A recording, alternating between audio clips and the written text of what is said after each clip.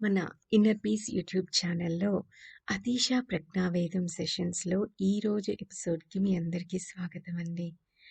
ఈరోజు ఎపిసోడ్లో మనం పరిహాసాలు చేయకండి అనే టాపిక్లో అతీష మనకు అందించిన మొదటి సూత్రం ఏమిటది?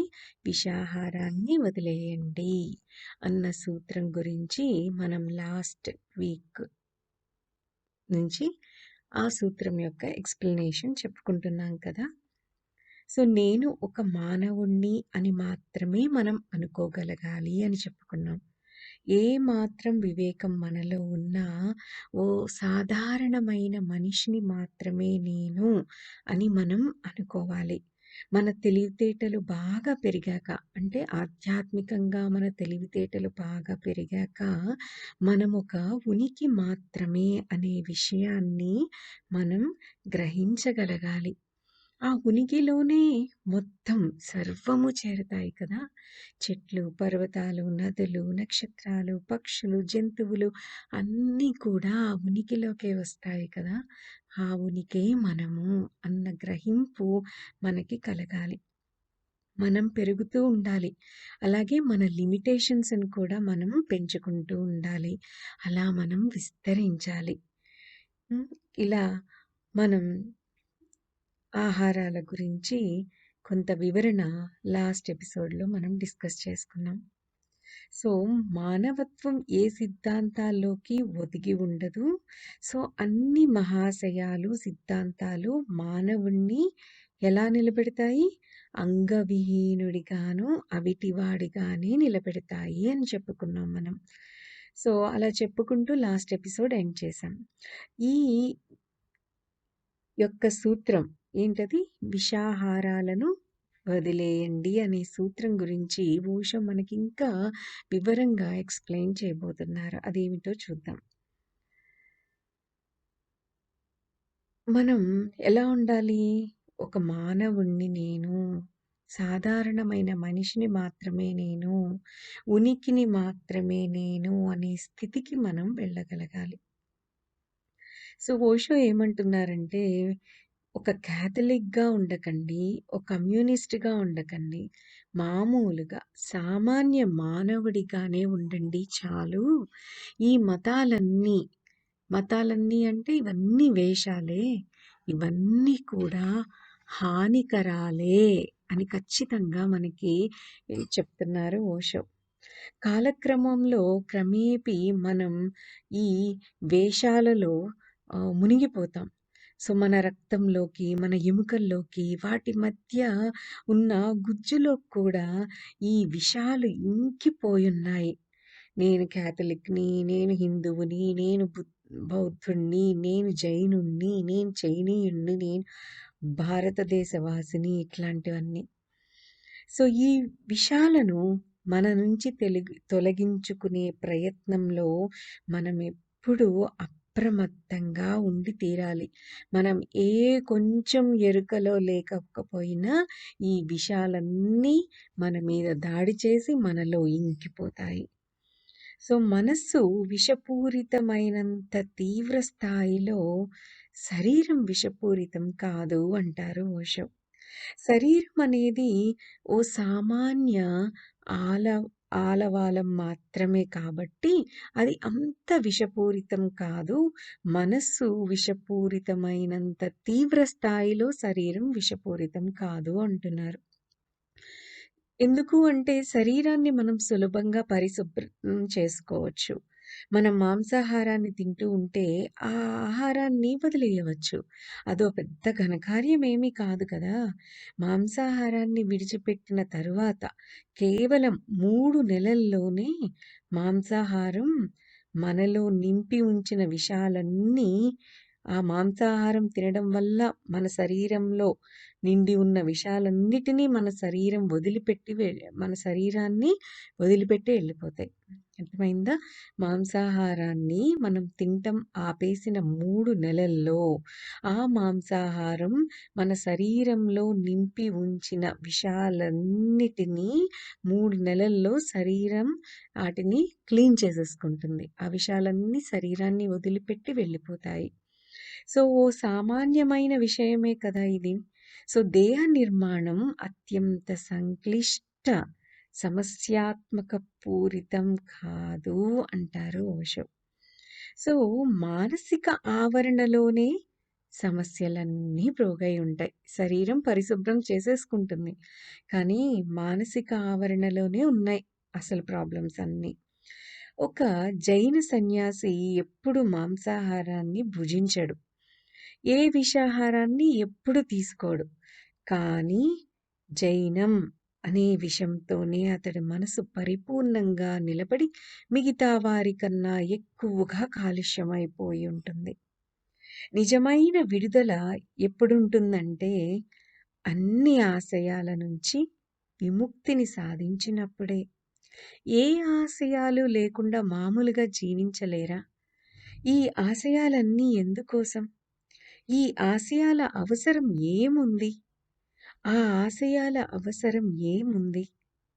ఆ ఆశయాలన్నీ ఎందుకుంటున్నాయంటే, మన ప్రశ్నలన్నిటికీ అంతకు ముందే సిద్ధం చేసుకున్న ఉన్న సమాధానాలను తక్షణం మనకు అందించేసి, మన అంతటా మనమే స్వయం ప్రయాసతో అన్వేషించి తెలుసుకునే ప్రయత్నాలు చెయ్యకుండా ఉండిపోయేందుకే అంటారు ఓషో. ఒక్కసారి ఆలోచిస్తే ఇది నిజమే అనిపిస్తుంది. నిజమైన తెలివితేటలున్న ఏ మనిషి ఏ ఆదర్శాలకు కట్టుబడిపోయి ఉండిపోడు. ఆ బంధం ఎందుకు? ఆ అటాచ్‌మెంట్ ఎందుకు? సిద్ధంగా తయారై ఉన్న సమాధానాల మోతను ఆ తెలివైనటువంటి మనిషి మొయ్యడు. తనకు తగినంత తెలివి ఉన్న అతడు ఎదురయ్యే పరిస్థితికి తగినట్లు ప్రతిస్పందిస్తాడు. ఆ క్షణంలో, వర్తమానంలో ఉంటాడు. గతం నుంచి సంక్రమించి వచ్చిన అనవసరమైన మూత భారాన్ని మోయడం ఎందుకు? ఆ మూతనంతా అసలెందుకు మోయాలి? ప్రతి క్షణం మనకి అద్భుతం. ప్రతి క్షణం మనకి కొత్తగా ఉండాలి. మన జీవితంలో ప్రతి క్షణాన్ని ఆస్వాదించాలంటే, ప్రతి క్షణం గతం యొక్క బరువును మోయకుండా, గతం యొక్క శృతులను ఉంచుకోకుండా, సరికొత్తగా ఆలోచిస్తూ, సరికొత్తగా ప్రతి క్షణాన్ని మనం గడపగలగాలి. అదే కదా అద్భుతమైన జీవితం అంటే. గతాన్ని ఎంత ఎక్కువగా మనం మోస్తూ ఉంటామో, వర్తమానంలో మన ప్రతిస్పందన అంత తక్కువగా ఉంటుందన్న మాట వాస్తవం. ఎందుకంటే వర్తమానం అన్నది ఎందుకంటే అది వర్తమానం. గతం బాపతు పునశ్చరణ కాదు అది. అది వర్తమానం, ప్రెజెంట్ మూమెంట్. పాస్ట్ కాదు. పాస్ట్‌లో జరిగిన దాన్ని గుర్తు తెచ్చుకొని ప్రెజెంట్‌లో మనం రియాక్ట్ అవ్వకూడదు. ఆ ప్రెజెంట్ మూమెంట్‌లో, ఆ సిట్యుయేషన్ బట్టి, అక్కడున్న దాన్ని బట్టి మనం నిర్ణయం తీసుకోవాలి. అలా తీసుకుంటున్నప్పుడు మనం గతాన్ని బ్యాగేజ్‌లాగా మోస్తున్నట్టు కాదు. అసలు గతాన్ని గుర్తుపెట్టుకోవాల్సిన అవసరమే లేదు. వర్తమానం ఎప్పుడూ కొత్తగానే ఉంటుంది. అదెప్పుడు పాతదిగా ఉండదు. కొన్నిసార్లు వర్తమానం ప్రెజెంట్ మూమెంట్ గతంలాగా, పాస్ట్‌లాగా కనిపించవచ్చు. కానీ పూర్తిగా గతం మాదిరిగానే ఉండనే ఉండదు. మౌలికమైన మార్పులు సహజంగానే ఉండి తీరుతాయి. జీవితం ఎప్పుడూ పునశ్చరణ చెయ్యదు. ఎప్పుడు సవ్యంగానే ఉంటుంది. ఎప్పుడు తాజాగానే ఉంటుంది. ఎప్పుడు ఎదుగుతూ, ఎప్పుడు అన్వేషిస్తూనే అలా సాగుతూ క్రొత్త సాహసయాత్రగానే నడుస్తూ ఉంటుంది జీవితం. అయోచితంగా లభించిన ఆ పాత సమాధానాలు తయారవుతాయి అంతే. ప్రస్తుతం పరిస్థితిని ఆ సమాధానాల పరంగా మనల్ని ఆ గతం యొక్క తాలూకు స్మృతులను మనం మోస్తూ ఉన్నప్పుడు, అయాచితంగా లభించిన ఆ పాత సమాధానాలన్నవి కొన్ని తయారవుతాయి కదా! సో, ప్రస్తుతం పరిస్థితిని ఆ సమాధానాలు సవ్యంగా గమనించనీయవు మనల్ని. సో, పరిస్థితి క్రొత్తదిగాను, సమాధానాలేమో పాతవిగాను ఉంటాయి. సరిగ్గా ఇందువల్లే జీవితంలో మూర్ఖులుగా మనం కనిపిస్తున్నాం. అలా మూర్ఖంగా ఉండిపోవడమే సుఖమని అనిపించవచ్చు. తెలివితో ఉండాలంటే పరిశ్రమ కావాలి. తెలివితో ఉండాలంటే మార్పు కావాలి. ఎదగక తప్పదు. ఎదగడం ఎంతో బాధాకరంగానే ఉంటుంది. తెలివితో ఉండడం అంటే నిరంతరం చురుగ్గా, బాగా మేలుకొనే ఉండటం అని అర్థం. అంటే ఎరుకతో ఉండాలి. మనం నిద్రలోకి జారుకునే అవకాశమే ఉండదు అలా ఉన్నప్పుడు. నిద్రలో నడిచేవాడిలాగా గతం తాలూకా శృతులతో, గతం తాలూకా సమాధానాలతో వర్తమానాన్ని కూడా గడిపే నిద్రలో నడిచేవాడిలాగా మనం జీవించకూడదు. తెలివితో ఉండాలంటే మరిన్ని ప్రమాదాలు కూడా పొంచే ఉన్నాయి. తెలివితో మనం ఉండాలని అనుకోవడం ఎంతో కష్టమైన పని. ఎందుకంటే మూర్ఖుల మధ్యే మనం జీవించాల్సి వస్తుంది కాబట్టి అంటారు ఓషో. గుడ్డివాళ్ల మధ్య కళ్ళుండి జీవించడం ఎంతో ప్రమాదకరమైన పరిస్థితే కదా! వాళ్ళు మన కళ్ళు పోగొట్టే ప్రయత్నాలే చేసి తీరుతారు. వాళ్ళు మనల్ని సహించలేరు. మనం వాళ్ళకు ఒక ఉపద్రవంగానే ఉంటాం. కాబట్టే క్రీస్తు సిలువ వేయబడ్డాడు. సోక్రటీస్‌కు విషం తాగించి చంపారు. అల్-హిల్లాజ్‌ను వధించేశారు. సర్మాద్‌కు శిరచ్ఛేదనం చేశారు. ఈ భూమి మీద నడిచిన ఎంతో తెలివైన వాళ్ళు. వాళ్ళతో మనం ఎలా ప్రవర్తించాం? సోక్రటీస్ అంతటి మేధావిని ఎందుకు చంపాల్సొచ్చింది? ఆయనను భరించలేకపోవడం వల్లే కదా! ఆయన ఉండడమే ఉపద్రవంగా అనిపించింది కాబట్టే కదా! ఆయన కళ్ళల్లోకి చూడడం అంటే అద్దంలోకి స్వయంగా చూసుకున్నట్టే అనిపించేది. మనం ఎంతో కురూపులుగా ఉన్నా, ఆ విషయాన్ని ఒప్పుకోకుండా సునాయాసంగా ఎదుటి అద్దాన్నే బ్రద్దలు కొట్టేసి, మన విరూపాన్ని మరిచిపోయి, మళ్ళీ మన మామూలు ఊహల కలల్లోనే తేలిపోతూ, ప్రపంచంలో అందరికంటే మనమే మహా అందగాళ్ళమని అనుకుంటూ జీవించేస్తున్నాం. మన మొహమే కనిపించే అద్దంలాగా సోక్రటీస్ ఉండేవాడు కాబట్టే ఆయన్ని మనం చంపేశాం. అప్పటినుంచి మామూలు మనుషులుగానే ఉండడమే మంచిదని అందరూ నిర్ణయాలు తీసేసుకుంటున్నారు. తెలివితేటలు లేకుండా ఉండడమే మంచిది అని అనుకుంటున్నారు. కొద్ది రోజుల క్రితమే అంటే ఈ 'అతీశ ప్రజ్ఞావేదం' అనే పుస్తకం రాసే కొద్ది రోజుల క్రితమే ఓషో ఒక నివేదికను చదివారట. రాజకీయవేత్తలు అత్యుత్తమ పదవుల్లోకి చేరుకునే వేళ వచ్చేసరికి వాళ్ళ తెలివితేటలన్నీ పలచబడిపోతున్నాయని అన్న వాస్తవాన్ని ధృవీకరిస్తూ ఇంగ్లాండ్‌లోని కొందరు మనస్తత్వవేత్తలు చేసిన వ్యాఖ్యలను ఆ నివేదిక ఏకరువు పెట్టిందట. 44 ఏళ్ల పెద్ద మనిషి 84 ఏళ్ల పెద్ద మనిషి దేశానికి ప్రధానమంత్రి అయితే ఎలా ఉంటుందో ఒక్కమారు ఊహించి చూడండి అంటారు ఆ నివేదిక రాసిన మనస్తత్వవేత్తలు. మనస్తత్వవేత్తలందరూ ఇలాంటి పరిస్థితి రావడం ఎంతో ప్రమాదకరమని ప్రపంచానికంతటికీ హెచ్చరిక చేస్తున్నారు. 60, 70, 80 ఏళ్లు దాటిన వాళ్లే దేశానికి ప్రధానమంత్రులుగా, అధ్యక్షులు అవుతున్నారు. ఇలాంటి పరిస్థితులు ఉండటం ప్రపంచానికి ఎంతో ప్రమాదకరమని వాళ్ళు అంటున్నారు. ఎందుకంటే ఎన్నో అధికారాలు వాళ్ళ చేతుల్లో ఉంటున్నా, వాళ్ళల్లో తెలివితేటలు మాత్రం శూన్యమైపోతున్నాయి కాబట్టి అని రాస్తున్నారు ఆ నివేదికలో ఆ మనస్తత్వ శాస్త్రవేత్తలు. కానీ ఆ మనస్తత్వవేత్తలకు మరో విషయం గురించి తెలియదు అంటారు ఓషో. దాన్ని గురించి ఓషో మనకిప్పుడు చెప్పాలనుకుంటున్నారు. అదేమిటంటే, వాస్తవంలో ప్రజలే కదా వాళ్ళని ప్రధానమంత్రులుగా, అధ్యక్షులుగా ఎన్నుకుంటున్నారు. ఎందుకలా ఎన్నుకుంటున్నారంటే, వాళ్లకు ఆ వయసులో తెలివితేటలేవి ఉండవు కాబట్టి అంటున్నారు. ప్రజలకు తెలివిగల వాళ్ళు నచ్చరు. తమలాగే ఉండేవాళ్ళు ప్రజలకు నచ్చుతారు. తమలాంటి వాళ్ళనే వాళ్ళిష్టపడతారు. అటువంటి వాళ్ళు పరాయి వాళ్ళుగా ప్రజలకు అనిపించరు. తెలివిగల వాళ్ళే ప్రజలకు పరాయి వాళ్ళుగా, తెలియని వాళ్ళుగా కనిపిస్తారు అని అంటున్నారు ఓషో. ఏ దేశపు ప్రజలు సోక్రటీస్‌ను తమ దేశానికి ప్రధానమంత్రిగా ఎన్నుకుంటారని నేను అనుకోలేకపోతున్నాను అంటున్నారు ఓషో. అసంభవం అది. ఎంతో విభిన్నంగా ఉండే వ్యక్తి సోక్రటీస్. అతడి జీవిత దృక్పథం ఎంతో విభిన్నంగా ఉంటుంది. అతడి జీవిత విధానం కూడా ఎంతో విభిన్నంగా ఉంటుంది.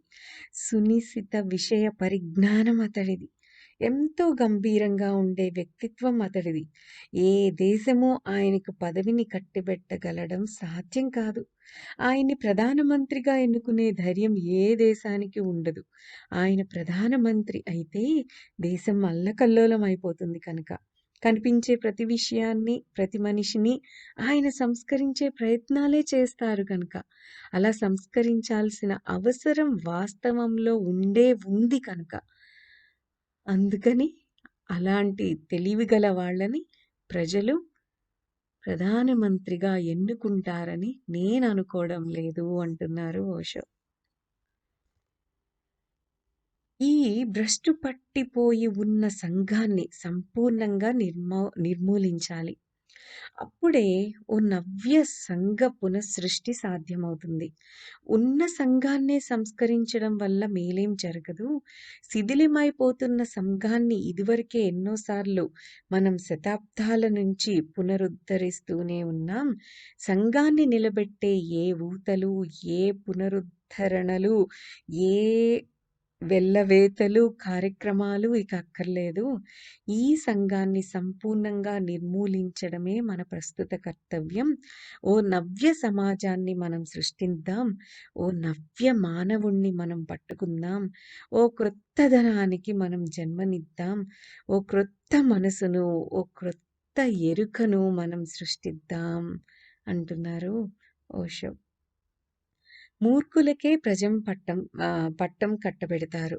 వాళ్ళ పాలనలో మనం సుఖంగా ఉండగలమని అనుకుంటారు కాబట్టి.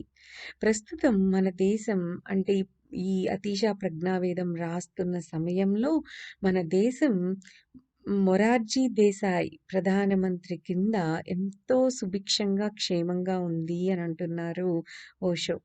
ఆయన ఓ చిన్న పని కూడా చెయ్యరు. జాగ్రత్తగా ఉన్నదాన్ని ఉన్నట్లే ఉంచుతారు. వికారపూరితమై ఉన్న స్వపరిపాలనా యంత్రాంగాలను యథాతథంగానే ఉంచుతారు. దేన్ని ఆయన మార్చరు. ఏ మార్పు సంభవించకుండా చూడడమే అతడి కర్తవ్యం. ఓ విప్లవాన్ని పట్టుకొద్దామనే ఆలోచనలను జయప్రకాష్ నారాయణ సాగించినా ఓ వైఫల్యం మాత్రమే సంభవించింది అని అంటున్నారు ఓషో. దేశాలన్నీ సామాన్యులకే పాలించే అధికారాలను అంటగట్టుతాయి. అటువంటి వాళ్ళే దేశపు సంప్రదాయాలను, ఆచారాలను, ఛాందసాలను పరిరక్షించగలుగుతారు. తమ సంస్కృతి విషయాలను కాపాడుకోగలుగుతారు. ఆ విషయాలను వర్జించే పనులు చేపట్టకుండా అభివృద్ధి నొందించే కార్యక్రమాలనే చేపడతారు. ఎందుకు అంటే అవి విషాలు అన్న విషయం వాళ్ళకి అర్థం కావాలి కదా! సో, బలమైన పదవులలో మూర్ఖులను నియమించడం నిజంగా ఎంతో అపాయకరమైన చర్యలే. ఆ అపాయం నానాటికి ఎక్కువ అవుతూనే ఉంది. నానాటికి వారి బలం పెరుగుతూనే ఉంది కనుక, నానాటికి వారి తెలివితేటలు క్షీణించిపోతూనే ఉన్నాయి కనుక, అసలిదంతా ఎలా జరుగుతుంది? దీనికో సూక్ష్మ హేతువు ఉంది. ప్రజలెవ్వరూ మార్పును కోరుకోవడం లేదు. మార్పు కఠోర పరిశ్రమతో కూడుకొని ఉంటుంది కాబట్టి, ఎంతో కష్టతరమైన కర్తవ్య దీక్ష కావాలి కాబట్టి అని అంటున్నారు ఓషో. ఇది నిజమే కదా! మనం కూడా ఒకసారి దీని గురించి ఆలోచించాలి. మార్పు మన ఎదుట వాళ్ళలోకి తీసుకురావాలి అంటే ముందుగా ఆ మార్పుని మనలో తెచ్చుకోవాలి. మనం మారాలి. మనం మారుతూ ఉంటే మన చుట్టూ ఉన్నవాళ్ళు మారుతారు. మన చుట్టూ ఉన్నవాళ్ళు మారుతూ ఉంటే వారి చుట్టూతా ఉన్నవాళ్ళు మారుతూ ఉంటారు. ఇలా ప్రపంచమంతా కూడా మారుతుంది. సో, ముందుగా మార్పు అనేది ఎక్కడ రావాలి? మనలో రావాలి. ఈ మార్పు అనేది ఈజీగా వచ్చేది కాదు. చాలా కఠోర పరిశ్రమతో కూడి ఉంటుంది. ఎంతో కష్టతరమైన కర్తవ్య దీక్ష కావాలి ఈ మార్పు కోసం. ఇప్పుడు వరకు మనం అతీష చెప్పిన ఎన్నో సూత్రాలను తెలుసుకున్నాం. వీటిలో ఎన్ని సూత్రాలను మనం పాటిస్తున్నాం? ఎంతమంది ఆ సూత్రాలను పాటిస్తూ తమ జీవితంలో మార్పు తెచ్చుకోవాలని కఠినంగా, కష్టతరమైన కర్తవ్య దీక్షలాగా పూనుకొని వారిలో మార్పును తీసుకొచ్చుకుంటున్నారు. ఒక్కసారి ఆలోచించండి. మనము ముందుగా మారితే ఈ ప్రపంచాన్ని కూడా మనం ఎంతో అద్భుతంగా మార్చేయొచ్చు. విషాహారాలను స్వీకరిస్తున్న మనం మన ఆహారపు అలవాట్లను మార్చుకుంటే మనకు ఎంతో ఎంతో ఆశ్చర్యాన్ని కలిగించే విధంగా వినూత్నమైన తెలివితేటలు మనలో ఏర్పడతాయి. ఈ కొత్త తెలివితేటలు కనిపించిన చెత్తనంతా మన మనస్సులోకి కుక్కుకునే మన ప్రయత్నాలకు అడ్డం పడతాయి. ఆ కొత్త తెలివితేటలు మనల్ని గతం నుంచి విడుదల చేయించి ఆ గతపు జ్ఞాపకాలను, ఆ గతపు కోరికలను, స్వప్నాలను, అసూయలను, కోపాలను, ఆవేదనలను, అన్ని రకాల మానసిక గాయాలను మన నుంచి బహిష్కరించేందుకు అద్భుతంగా మనకి హెల్ప్ చేస్తాయి. సో, ఈరోజు తెలుసుకున్న ఈ అద్భుతమైన విషయాలను గుర్తు చేసుకుంటూ ఈ వారం గడిపేద్దాం. సో, ఇంకా ఈ విషాహారాన్ని వర్జించండి అనే సూత్రం యొక్క ఎక్స్‌ప్లనేషన్‌ని ఇంకా మనం మన నెక్స్ట్ ఎపిసోడ్‌లో కంటిన్యూ చేద్దాం. దట్స్ ఆల్ ఫర్ టుడే అండి. Have a great day. Thank you. Thank you. Thank you.